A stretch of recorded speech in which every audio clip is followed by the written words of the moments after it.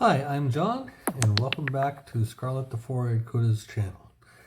In our next leg of the adventure, we are going to be talking about Rallye dash light tubes. So right here in front of me, we have the bezel from my 1971 Plymouth Cuda. That's your Rallye dash cluster. This was the original lens that we took out and removed the display in the last video.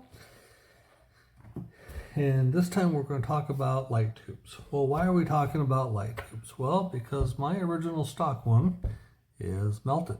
As you can see there, it's a little disformed and melted. Move it back a little, there you go. And therefore I went out and I bought a new pack. They come in a package of 3.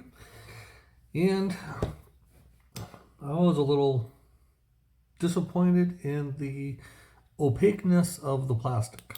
You can see the stock one here with Mr. Flashlight. No light around the lens or the tube. Do the same thing and you got lots of light around the tube. It's like a glow. It almost glows. And I wasn't sure how that would look, getting light bleed around the gauges with the lights on. So I thought, you know what, let's paint it white. So I got some paint and I painted it white, and it did a halfway decent job. So you know what, now that it's essentially primered, let's get out some black, because that should really do a good job of it. So I got some black, and now I got nothing. No light escape. I've got a little thin spot, but that's okay because I'm going to go through it and paint it white just so that it all looks correct in my opinion. And that should be fairly easy to do. So how did I paint it without making a mess all over the place? Well, pretty simple. Mr. Cardboard Box. Mr. Cardboard Box, put the little setup. This is literally nothing more than pegboard. Those little pegboard holders that you have. And I got a cheap set on Amazon, put them on a leftover cardboard box, taped them down. So now I've got some nice little stand-ups.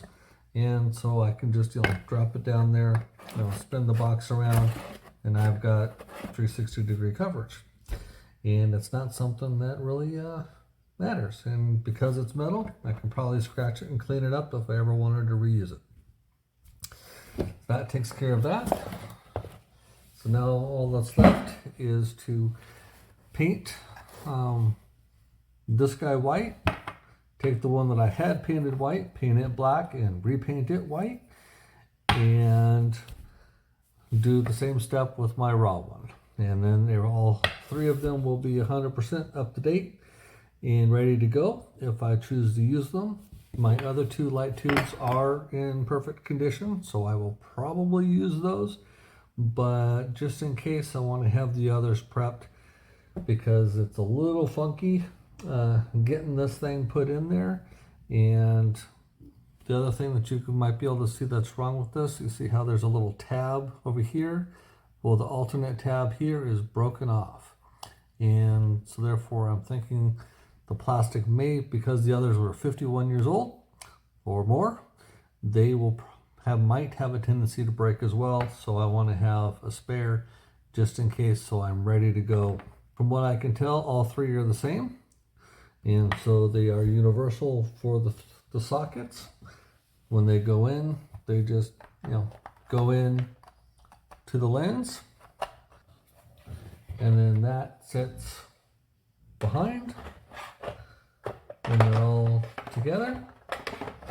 And then Mr. Light Bulb sits behind that, and the tube and the light gives you your brake light, and you're all set to go. Tells you your emergency brakes are on.